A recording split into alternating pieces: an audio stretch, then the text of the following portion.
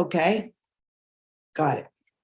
Okay, I'd like to welcome everybody to the Public Safety Committee meeting Tuesday, November 7th, 2023 at 11:32 a.m. Present today right now is myself, Councilwoman Bonnie Katz, Councilman Vince Polizzi, our IT person, Chris Black, Assistant Chief Jason Bolt, and we're waiting really, we only have 2 items on the agenda today.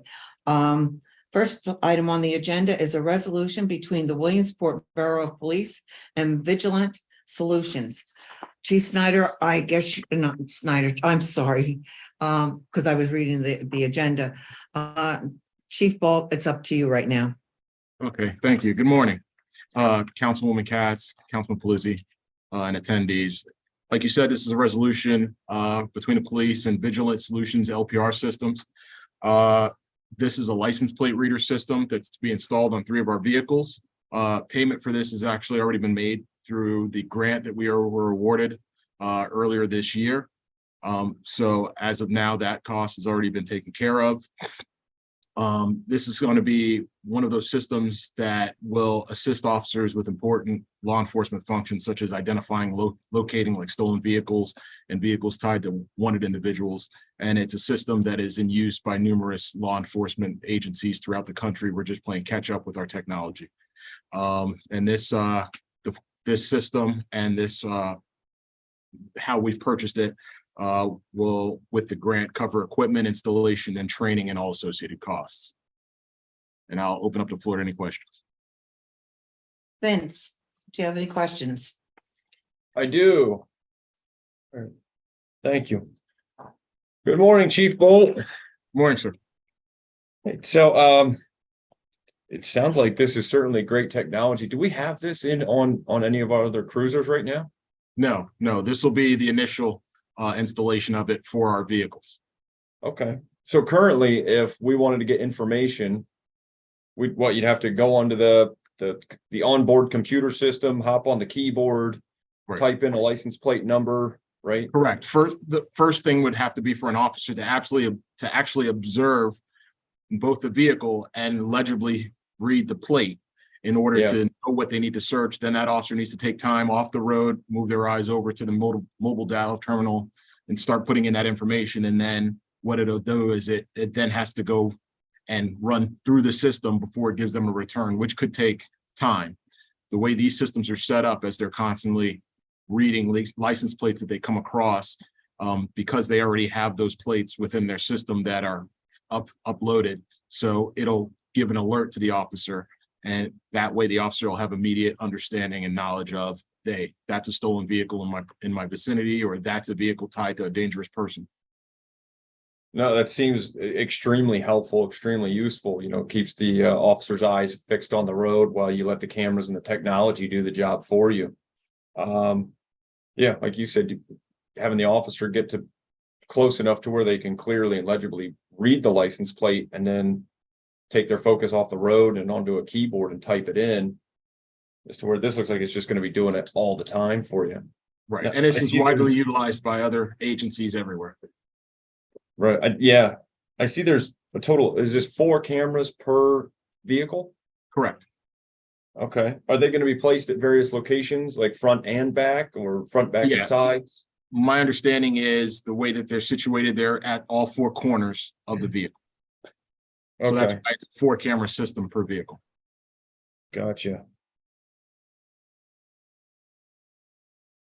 Now, as far as notification, the database that they're pulling the information from is, what database is this going to be with? Is this a federal database, state, local, or is it a combination of all of them? Like if Councilwoman Katz here has an outstanding parking ticket and they read her plate, are they going to see that? And my belief is that it's uploaded from the Commonwealth Law Enforcement Network, which is clean. So It would be whatever is located into the state and local. It's anything that's entered into NCIC, which is the National Crime Index Computer. Okay. Which is tied to clean. So. Yep. Okay. No, this is great. Hopefully it it certainly helps make our officers a lot more aware of what's going on Absolutely. around them. Like you said, because they are focused on driving, they're focusing on everything else. So it Well, maintains they're safety. also, all focused on the safety of other persons, other vehicles, pedestrians, things of that nature. So it's a lot for an officer to take in, and this helps with giving them a little bit extra vision. Well, yeah, now you have 4 more sets of eyes and Yeah. one heck of a database and whatnot to have to assist. So this is a great implementation of technology to help keep a safer community. And this is all funded through the grant That is correct. that the police department Yeah. received. Yeah, with the grant, the major portion of that grant that we had, the $1.56, I believe, $1 million grant, a large portion of that was the technological upgrades, and this is part of those upgrades. Okay. All right. Thank you very much, Chief. Well, I have no other questions. Hey, thanks, Vince. Chief, there was, I don't remember, but there's no matching funds required with this, is there? There are This no is just- matching funds involved with this grant. Okay. Okay, I'm trying to understand this. What you're saying is there are going to be 4 cameras in the car. How is the cameras activated? Say I'm passing the police car. Does it read every license plate that goes in front of them or on the side of them? How My does that- understanding, it'll read as the vehicle passes either down the street or other vehicles pass it, it reads every legible license plate within its vicinity and runs it through the database. So, and if there's something wrong, what kind of alert pops up? An alert pops up that there's a stolen vehicle or something to that effect? Yeah, it'll be a similar alert to when the officer puts in that number into their computer. It'll flag it. They'll get an audible and a visual alert showing the vehicle and what's associated with it, showing the license plate of the vehicle and what's associated with it. Okay, you just said the officer puts the number in. No, similar to what the officers would have done if they had manually. You're talking to somebody who's, technology here. Okay. I mean, how amazing. My Yes. goodness, I mean, just at times to see the license plates clearly can be a detriment. And to have a camera pick this up, I think is incredible. I mean, what a great piece of equipment to have for our police department. I don't have any other questions. I think this is, we're in a win-win situation with this.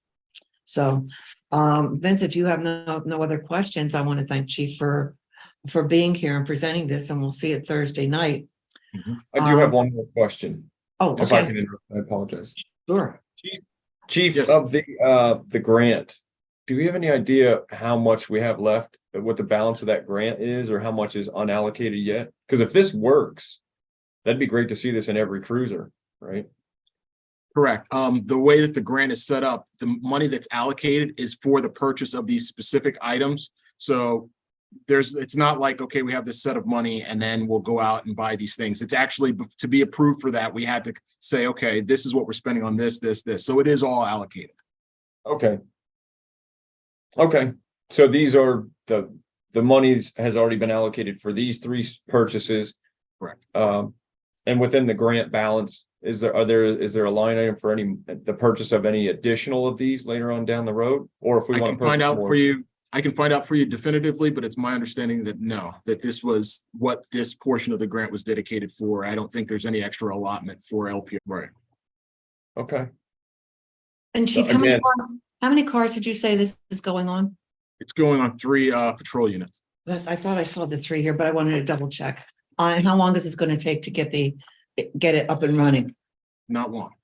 Okay, so you've already applied. Have you applied for the equipment? And this, Yeah, the equipment's already been ordered. Okay, and this went through Austin, right? Yes. Okay, fantastic.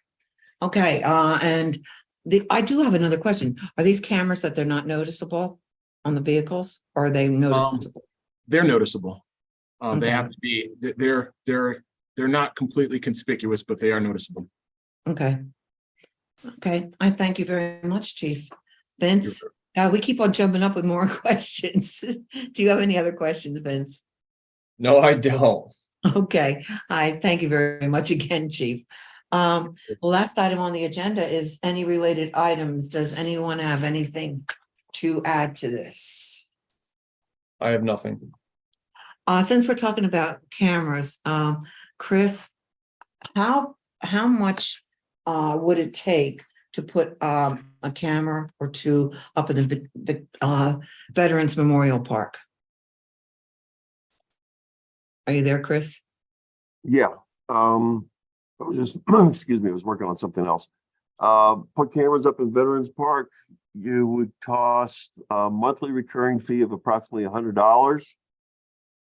And approximately, depending on how many cameras they want, anywhere from $700 to $1,000 and up, depending on what cameras they want and where they want them. Plus the labor to install it all, wiring, so forth. Do they have to have anything up there? Because you know where that park is, would it be very difficult? And because of where it's at, is it going to be on more onto it to bring in cameras up there? The big problem, or the big issue, I should say, with them is getting internet access to that location, and it's an unheated building. So, Okay. And this is why I'm questioning this. Okay. Yeah, because with all the objects that they brought into there, they want to preserve everything and make sure nothing is damaged. I understand, and if they don't heat the place, you can figure out another minimum $700 for a switch that will work in that environment. Okay, so I will get in touch with John Markley and have him talk to you. Is that okay, Chris? I've talked to him a couple of times already. Okay. Yeah, this because he's getting, like I said, we're now having a lot of expensive things up there right now, which is an incredible park. So, okay, and the way this country is going, we have to be careful and preserve what has been a lot of money spent on a lot of things. So, okay, thank you very much, Chris. Sure. If there's no other questions or discussion, I'd like a motion. Make a motion to dismiss, to adjourn. We'll Yeah. dismiss too. I'll second that. All in favor, aye. And I think Aye. we're going to try and find out if John is okay. Yep. So talk to y'all later. See you. Well, John, I'll Thanks, see you. everybody. Vince, I'll see you in a couple hours. Yes, ma'am. Okay, talk to you later. Bye. Bye now.